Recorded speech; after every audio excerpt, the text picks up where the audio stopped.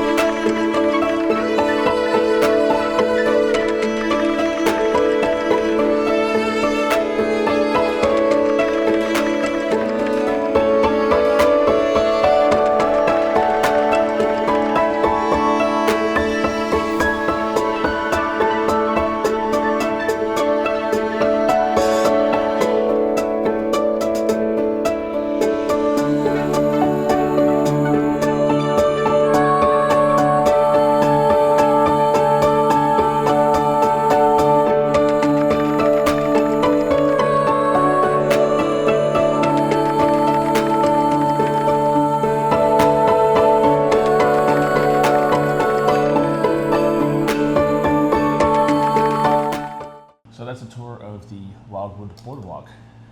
Even though there's two kind of like where to get comic books. There's mainly 3 places to go to it. There's 2 locations of Mike's. It's a toy store basically.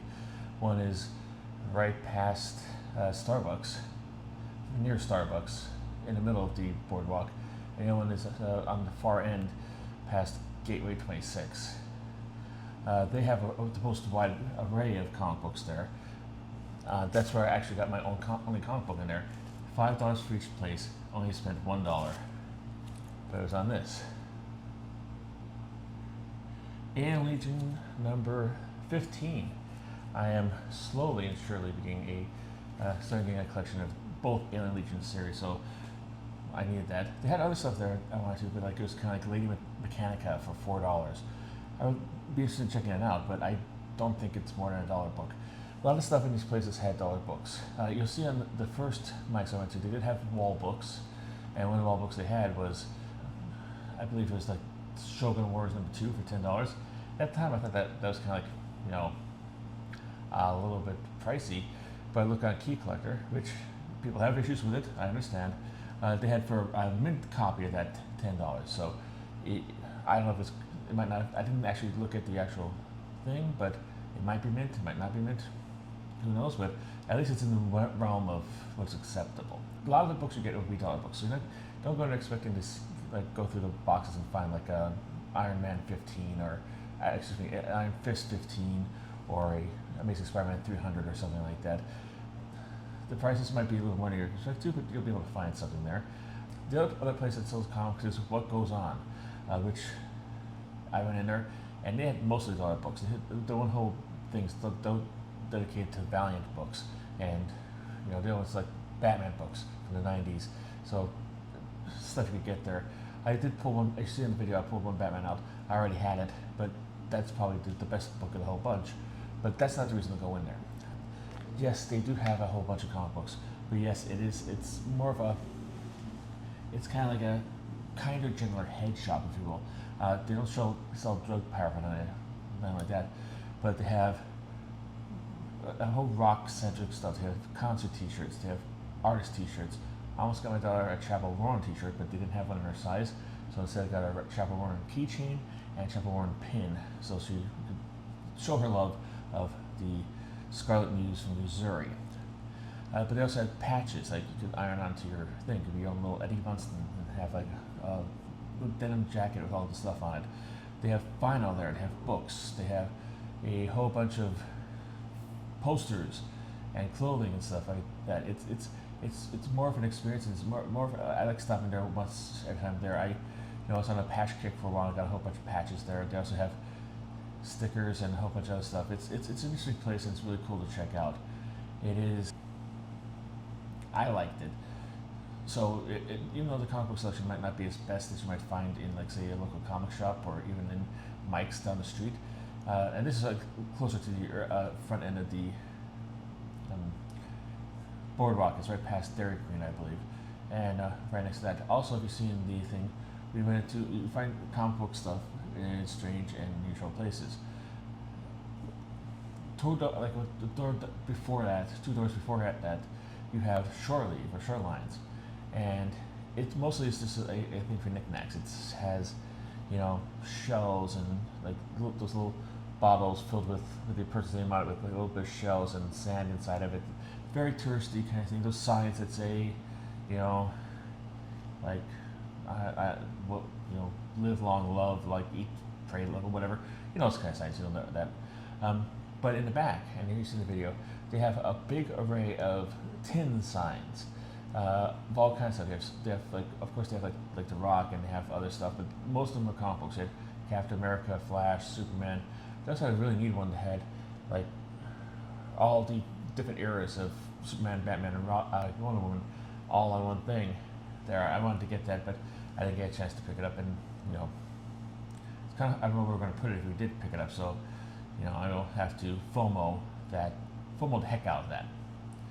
However, one thing about this particular week down here, even though, as you probably see in the video, there was flooding, so we were not able to get on the beach at all this weekend. We had one opportunity Sunday, I believe, right after we came in here, and it was kind of like my daughter wasn't feeling that good. She didn't feel up to it, and we thought, well, of course, we're going to have at least 1 or 2 days to go on the beach. Hurricane Erin is going to affect us that much.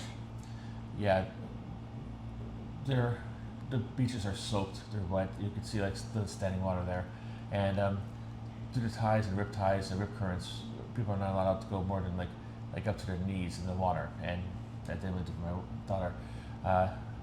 Maybe we can mitigate her disappointment by, going and buying her something pretty at the local mall that's around here someplace. I feel bad for her, but then again, it happened. But one of the reasons we chose this one is because sometimes it butts up against Restaurant of the Week, which is really good. You get a prix meal at one of the best restaurants on the island. I think we're maybe hitting on that. I don't know. I think we missed that this time around. But you also come across a sports card show, which I'm going to show you right now.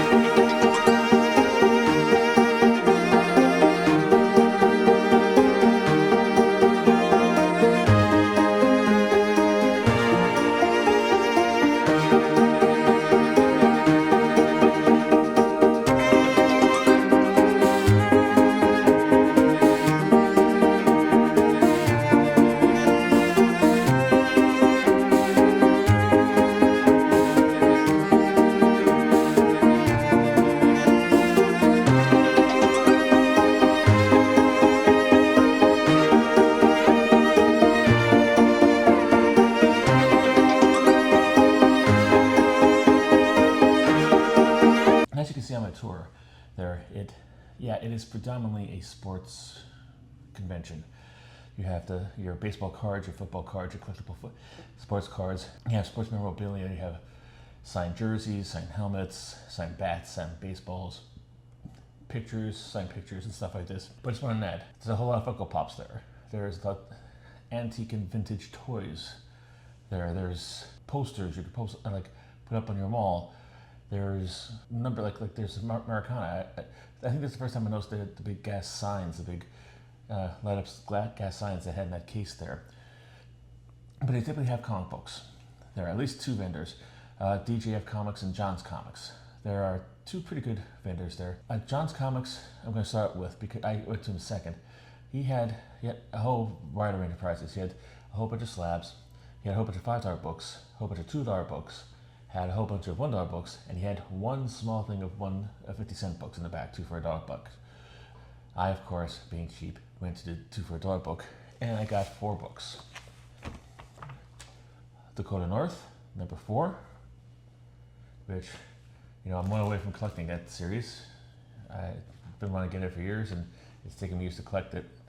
Fantasy, new publisher, new adventures. Which I'm glad I looked back there because there's behind this thing, and I just looked there and he had weird ones like Scorpio Rose.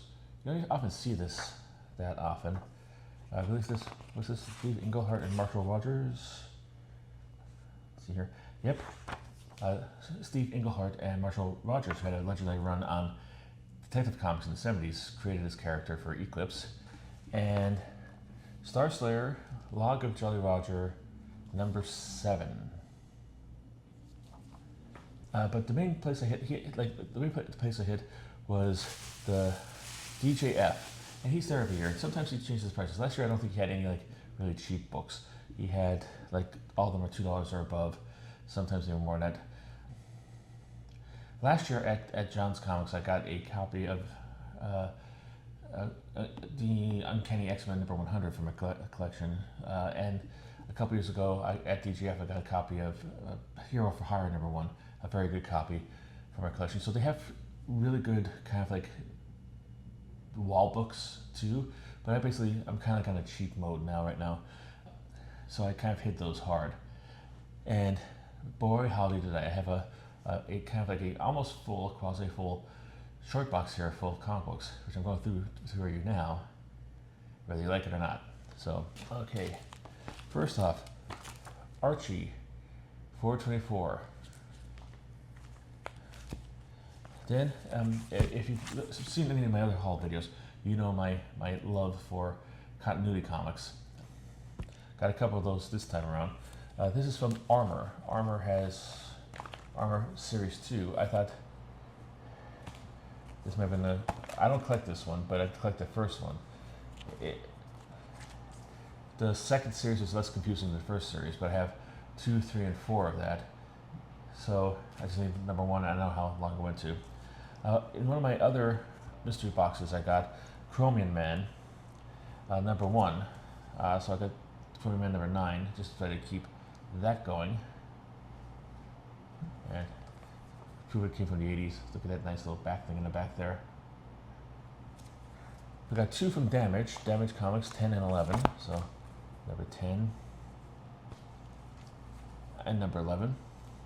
And I saw a lot of these in John's dollar books, so I thought this was a good deal for all this stuff like this. It's just sort of how many different prices you can go into a comic show and find whole different prices.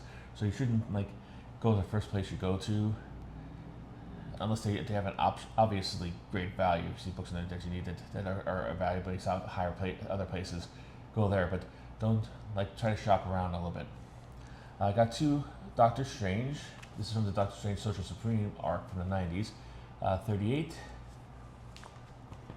and 56. During my last haul video, I believe I told you about the the Incredible Hulk that I got. That was one of the ones I got when I was a kid. It features the Hulk getting caught in a battle between Dr. Druid and Mahayogi, 2 characters that Marvel will never appear in a Marvel movie. I would probably put solid money down upon that. They are fringe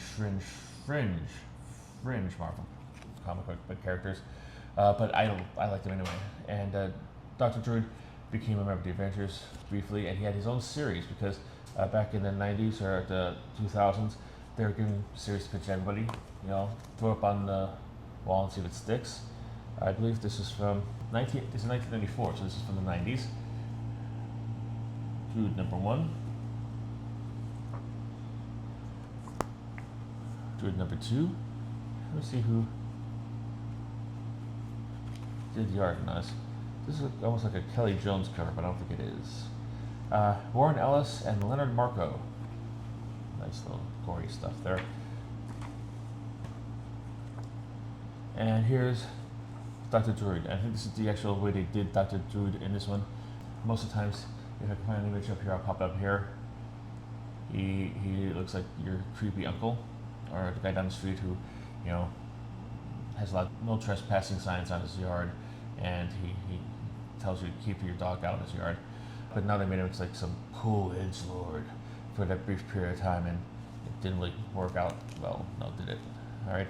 Also got a couple of Ultraverse. I'm trying to like get another thing like to tie in this with all the like some sense of continuity to all the Hollow videos I have.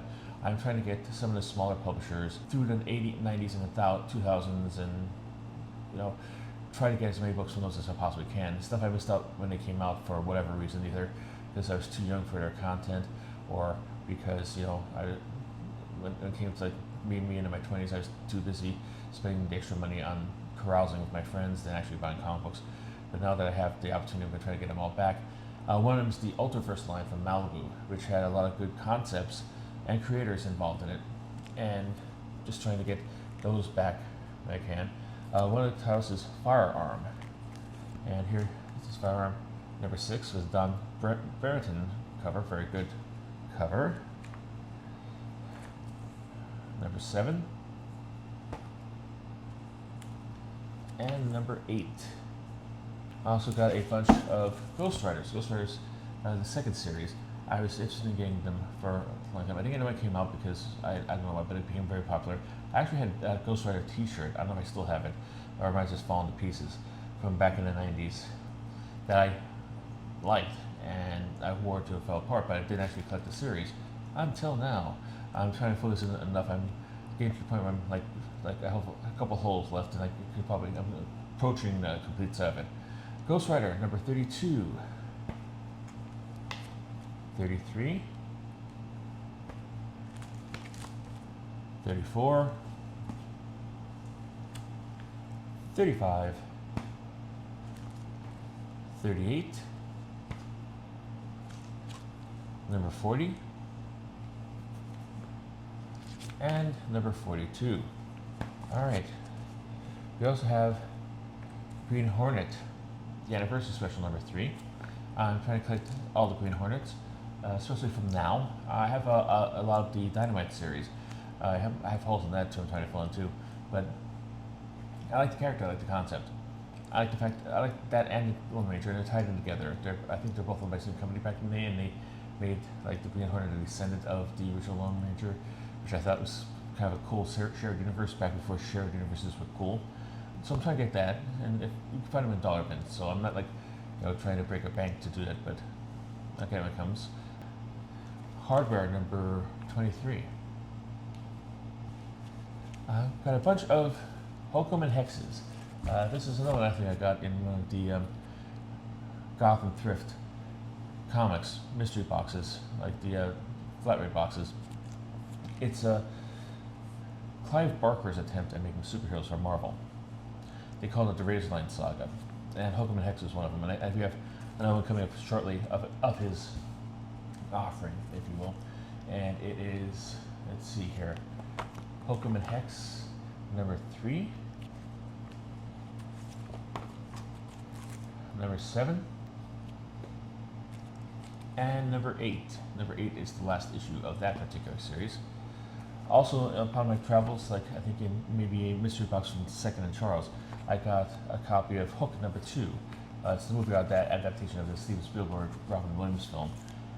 So I got number 1 and number 4, because I know this is the kind of sickness that I have as a collector, and a lot of collectors, I believe, have it. I hope I'm not alone in this. If they get one, they have to get all of them. It'd be much easier just to, like, you know, like put start with $1 bin, go to a flea market, and just sell the the number 2, and just be done with it. But since I have it and I own it, I have to grab them all and so on and so forth. All right, getting back to continuity after my admission of sickness. Hybrids, Revenger Special, Natural Enemies, number 2, and number 3. My CLZ lists this as being not part of the hybrids, because I thought this, because I do have a hybrids regular series that I got in year 2 and 3 for. This is the origin or early days or something like this, so it's a different version of it. Continuity's goofy with their numbering and their wording and stuff like this. How, like, the actual books that come out are not the same as that's on the indica as that's on the title, and you have to, like, have a degree in complex mathematics to figure out what series goes with which, and that's part of its charm. Well, it is. Here's the other addition into Clive Barker's superhero line. It's called Hyperkind. I think I have number 1, but now I have number 2, number 3, number 7, number 8, and number 9. I believe number 9 might be the last one issue of this, but they also apparently came out with a number 1 special afterwards. Looks like the Clive Barker thing is gone, the Razor line is gone. It's kind of like, you know, like, maybe these weren't selling because of Clive Barker Association. No, they weren't selling because they're not really that great content. Also, another one that I wanted to get for a while, Inferno. I got Inferno number 1 and Inferno number 3. So I just need 2 and 4 for that. I believe that might be a Legion of Superheroes Association. I don't know exactly, but I can always read and find out. I also got a copy of The Invisibles, number 2. I got number 1 a while back, so I'm slowly building that one as well. Also came across one from Jack Kirby's time at Topps Comics when they tried to build a whole kind of world around it. It's Jack Kirby's Teen Agents. It's done by Kurt Busiek, Neil Vokes, and John Beatty. It's number 1. And it has a whole bunch of cards in the back. So, collect them all. Also got 2 Judge Dredd comics from DC's little foray in publishing the character. Judge Dredd number 2 and Judge Dredd number 3. But don't worry, we also have the classic Fleetway quality reprints of Judge Dredd. Got number 65 and number 69.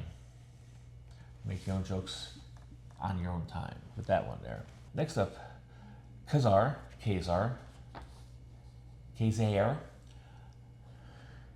number 15. If you watched my Terrificon haul video, you'll see I got a whole bunch of Kazars for that. This is one of the ones that I missed, that it kind of feels something. I have like a whole now nice run there. I'm getting close to doing that. And here, this is interesting. Krull number 2. Do I have Krull number 1? No. Do I want to get it? Yes. Why? Because I've never seen this movie. This is based on a movie from the 80s. I always wanted to see it. I never got a chance to see it. I just thought the whole concept was interesting. I don't know if it's on streaming. I'm trying to maybe I'll find it now and try to watch it with my wife and daughter taking a little nap.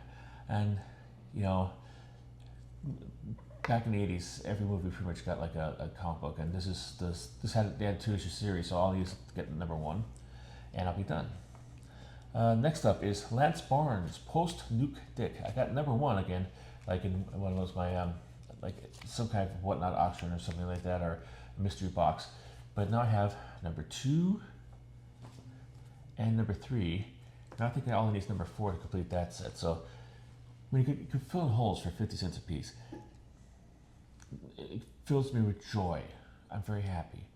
And I came on a budget. My wife gave me a budget for $100 for this whole stuff, and I came up with $80, and he threw in a couple extra free because I had like 87 books. I had let's see, 160, like 170 books, and he just do the rest of them for free, just to make it even 80. So, thank you. If you see him around, right now, I will put up his card. There, here, let me put this so you could read the information. 5, 4, 3, 2, 1.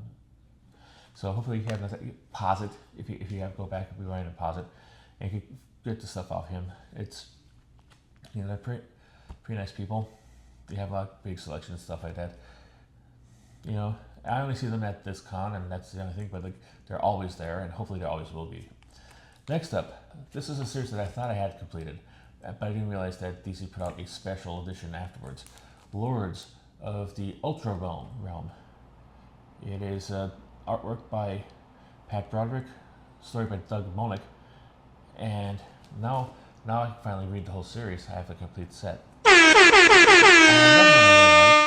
It's a little wobbly. You probably could do with a press. It's martial law. Kingdom of the Blind. I think this is a one shot. It's pretty cool. I like the concept and character. It's kind of weird. Very adult, very mature. You probably shouldn't do that to your kids, but it is pretty good. Another one I got, it's a new series I just started, don't tell my wife, is Midnight Suns Unlimited. This is back in the, I believe this is the 90s, back when anything that was popular got an oversized, unlimited collection of a whole bunch of stories.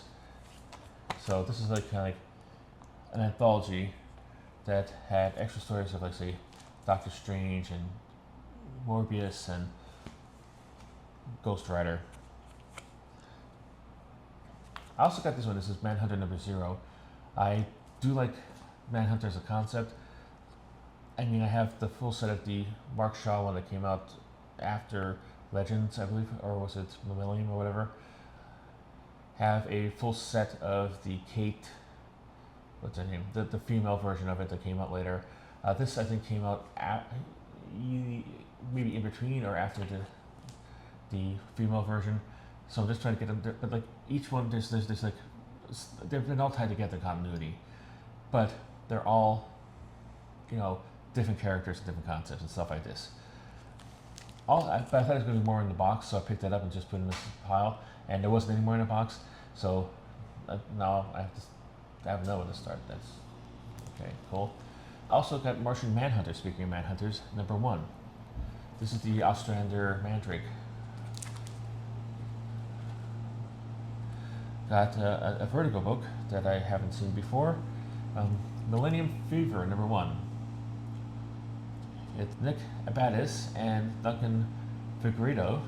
Duncan Figueredo is a really good artist, very underrated. I think he did a lot of stuff for the Hellboy universe. He's been doing stuff like this.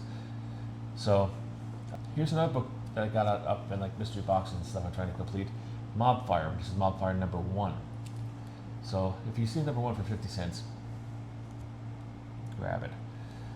Alright, ladies and gentlemen, buckle up your shoes, tie up your knots, and grab a hold of your chair, because, ladies and gentlemen, we have entered Morbin time. Yes, I have two Morbises, Morbus 13 and Morbus 14. Trying to get that. You can find it in the dollar bins, 50-cent bins. People might try to jack up prices on that series back when the movie came out, but the movie went over like a Led Zeppelin, like a lead-filled balloon, in other words. And yeah. Okay, next up we have a whole bunch of Nightman. Nightman #1. Now a lot of these #1s are probably not worth more than $2 or $3 in book value. But they're probably not worth that because they're in a 50-cent bin. But it's always nice to get like a #1 with you. And also in the back of that has Rune. Especially if you're trying to complete a set, because usually even like in outside world, I'll probably be jacked up like $5, $6 if I had to look for it like in a comic shop. But I got it for $1, less than $1. In addition to that, I got Nightman #5. #6. The Menace of TNT. It's much more dangerous than TNT because it has another NT on it. we have number 7 and number 15. Hey, I got that big stack out with amalgam paint. I'm into it. Also, I've come across some issues of the second Nightwing series, because I think he had a mini-series that counts as his first series. It's his main run, long run that happened in the 90s and the aughts. So, but he got it for 50 cents. Why not try to fill in holes in that? 12, 13, 15, and see that down there? I thought that was a folded cover, and it's not. It's just, you know, part of his back shirtons. It's just, this is the one month they did nothing but close-ups of the characters' faces for their covers, so everybody had that kind of cover. Number 17 and number 19. Next up, another book that I was looking for, because I was being a fan of Captain America. I, like this character. They did him dirty. Ed Brubaker did him dirty because they just basically killed him off at random. But it's Nomad. This is the 1950s Bucky, who kind of like was able to move past his racist, commie hunting self to become like kind of an anti-hero. We have 7, 8,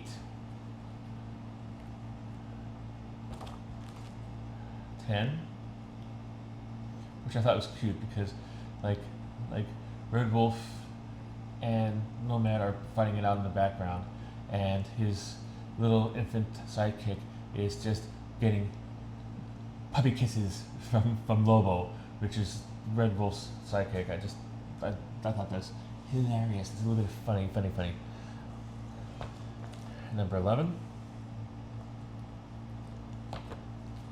number 12, number 13, number 14,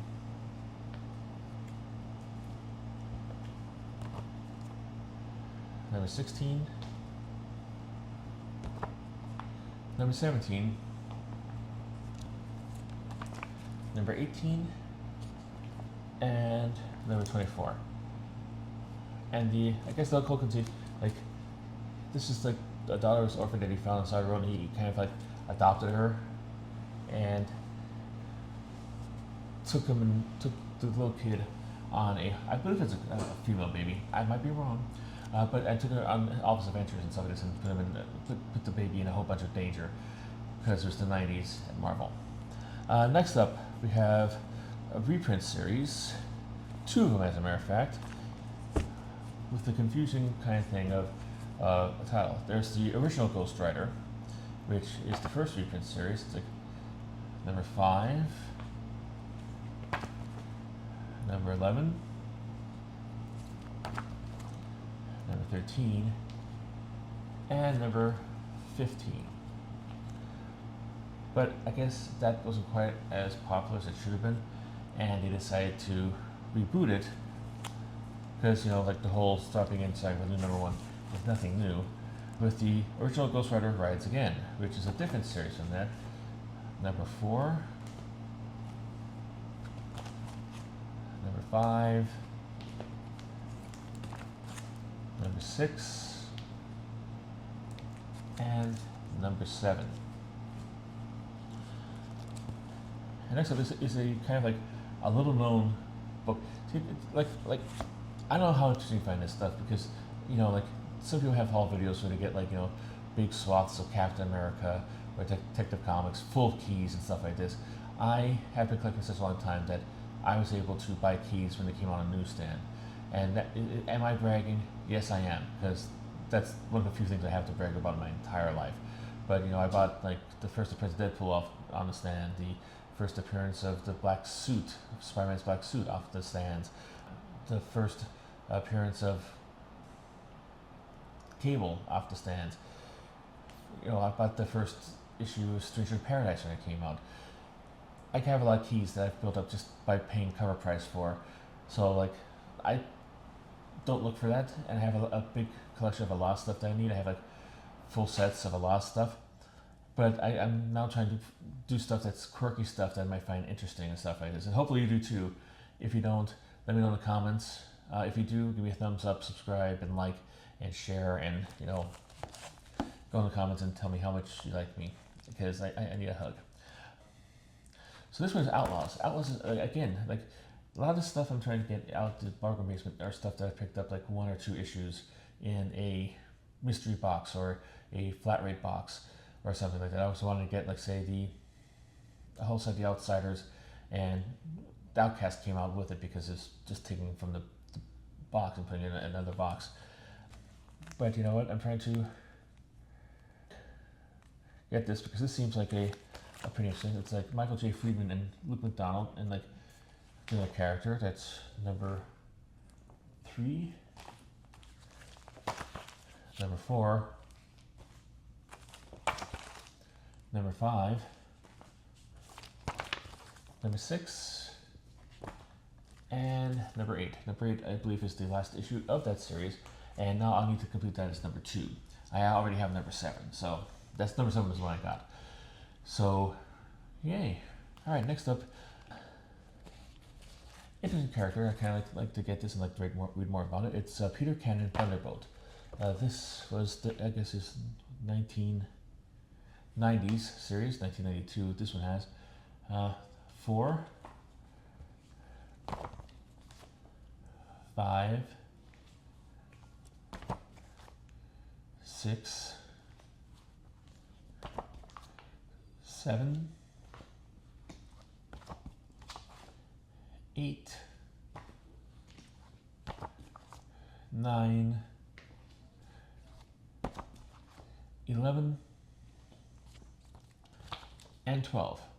In case you don't know the character, not familiar with the character, it was originally created by Charlton Comics, and it is kind of like, I don't know if I had any crossovers with Blue Beetle or Question or Nightshade or whatever, but during this is like after DC bought the rights to Charlton characters. They were introduced in the Crisis of Infinite Earths 1985 through 1986, and after that, the Question and Blue Beetle got their own series, and it looks like they're trying to like recapture lightning in a bottle and start one with this. This would be the character who's the inspiration for Ozymandias in the Watchmen series, because they all have, Blue Beetle was Night Owl, Captain Atom was Dr. Manhattan, Christian was Rorschach, and this was the inspiration for Ozymandias. So for that reason, I could like to pick it up. This one is another interesting one. It's Phantom Force, and at the end, and that's being Jack Kirby's. It originally started at Image. I think like the first issue was inked by like Todd McFarlane or something like this. Really big deal. And then it kind of like they let it go, and it went over to Genesis West, where now we have number 4. And it's interesting to see like this, because now you see number 4, you see 2 guys drawn by Jack Kirby beating the crap out of each other. We have one that is just done by like Thibodeau. It has like a comic hoochie on the cover, and then you have another one, cheesecake cover. It's like, I'm like the Jack Kirby says do whatever you want with it, and you just decided to go with it, or was it after he passed away and you just decided, like, it was created by Jack Kirby, and he was still alive. Was he still alive? Did he die in 94 or 97? I think, well, he might have been passed away by this time, and like, they said, well, he's dead, I'll do whatever the heck we want to. We'll try to do like the whole 90s bad girl kind of stuff. And it's just like, I don't know, I never knew Jack Kirby to be really into cheesecake kind of animation or anything like that. So kind of like, I don't know how to feel about that. Next up, another one from Malibu. Before the Ultraverse, they had a whole bunch of like comic book stuff, and they usually had they had a whole line based on like the classic public domain characters from the Golden Age, and that was called Protectors. Got number 7. I already have another copy of this, but this is an alternate cover that I need. I have a copy of number 10 and 2 copies of number 11. one and the variant cover. That and, you know, $18,000 will get me a new car. But since we're in Malibu, all right, let's go with Prototype. Prototype is another member of the Ultraverse. It's kind of like, I think, like the Iron Man kind of thing. He has a suit of armor. Number 3, it has a flip book with Rune.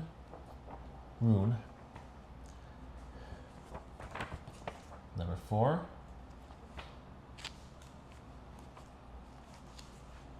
Number 5. Number 6. Number 7.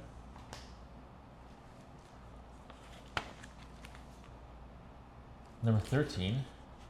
And I didn't realize this. Number 6. So do I have 2 6? Wow. Oh, Ultraverse Premiere number 6. It's a flip thing. I thought there's 2 books in there, and I lucked out in getting an extra one. But no, that's just a flip book because, you know, those were popular back then.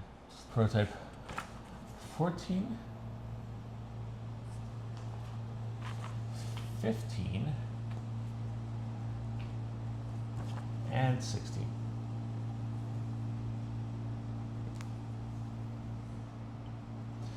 Hunter, this is what I didn't know existed.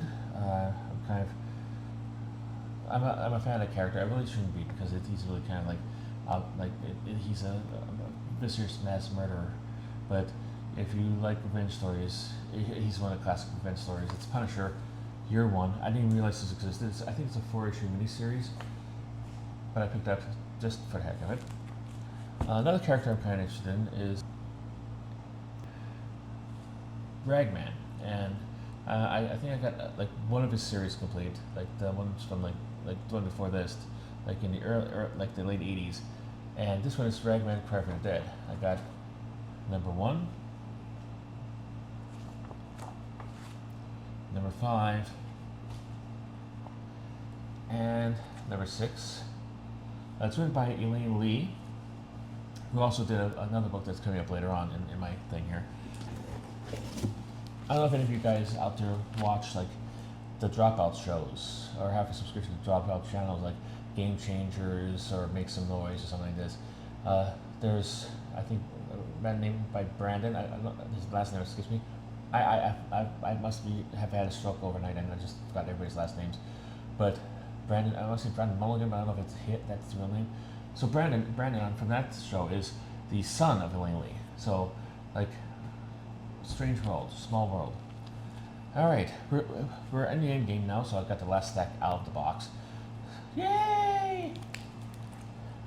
This is the Rawhide Kid, the Sensational 7. Number 2, number 3, and number 4. That's the follow-up to the Rawhide Kid that Ron Zimmerman wrote.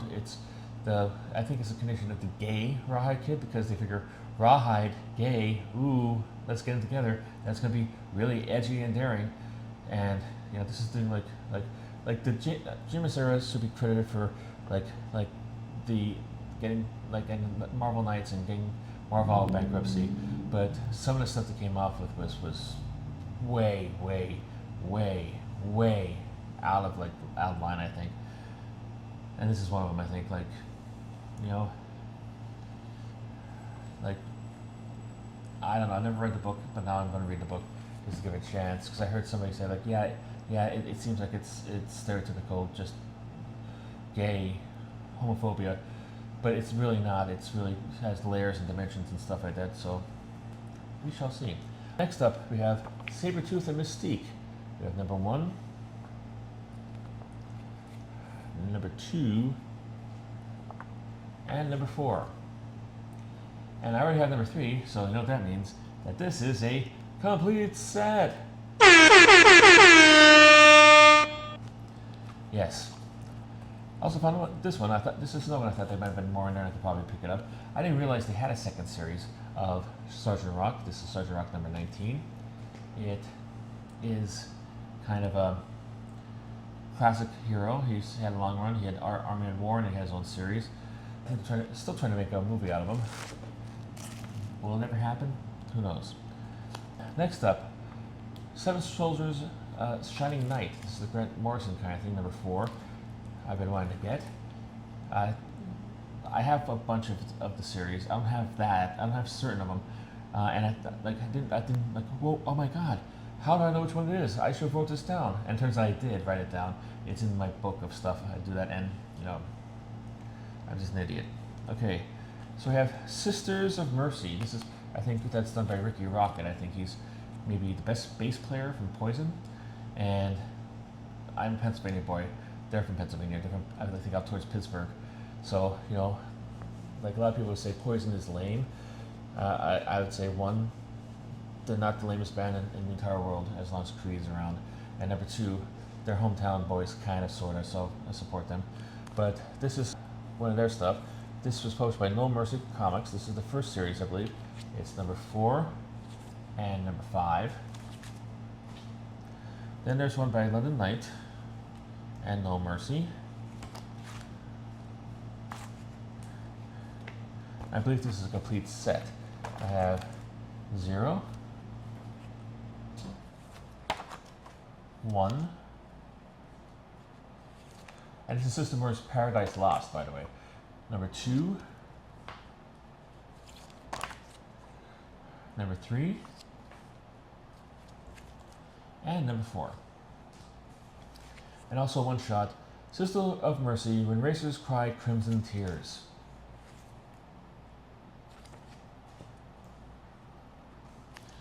Next up, another Malibu Ultraverse one. It won't be our last. Solitaire. This is number 1. It looks like 7. I think it's polybagged. I don't know if it's still bagged in. It looks like it is, but it's number 1. Number 4. Number 5. Number 10. Number 11, and number 12. And number 12 is the final issue of that series. And speaking of Elaine Lee, this is where I first heard of her. And I've been wanting to get this. I'm slowly trying to put this together. And like that, it's Starstruck. This is number 4. And it is really trippy. I think it's artwork by Michael Kaluta. Like I said in previous issues, one of my favorite underrated artists of the 70s. So I'm trying to get that thing. So anyone that gets, I'll try to read it all. Next up, another Ultraverse one called The Strangers. I had this is what I had a little bit beforehand. A lot of the Ultraverse I didn't have any of, but I got this one. But number 6, number 8. Number 9, 10, 11, 12, 13, and 17. And just to show how oddball and stuff, if you haven't already guessed, because you have, Sisters of Mercy, Starstruck, and Solitaire within a couple issues of each other on my pile here. He also had in his books Stray Bullets, number 20 and number 21.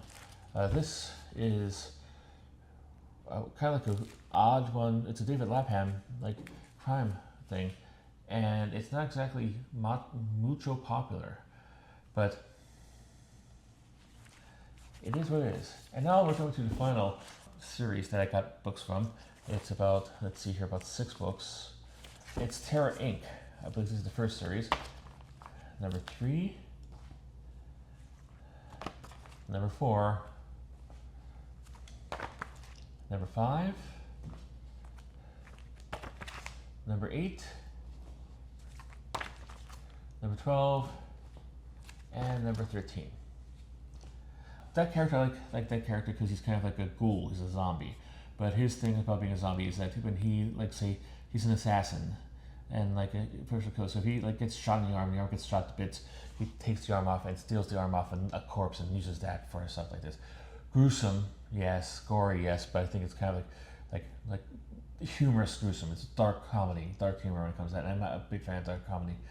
I didn't get these early series from. I got like the later ones. I think they're the Max series that came out like in the 2000s and stuff like this. And that's where I learned with the character, and I kind of fell in love with it. So I'm trying to go back and like get the stuff that I missed back then. And that's the whole haul. I think that's pretty good for like just a beach vacation kind of thing.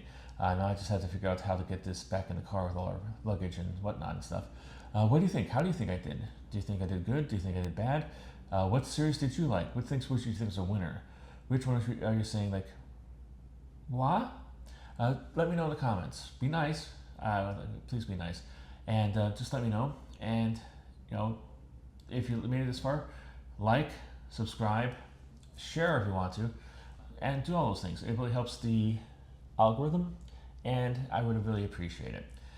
And if you're around, take a look at my site. There's a whole bunch of other stuff there.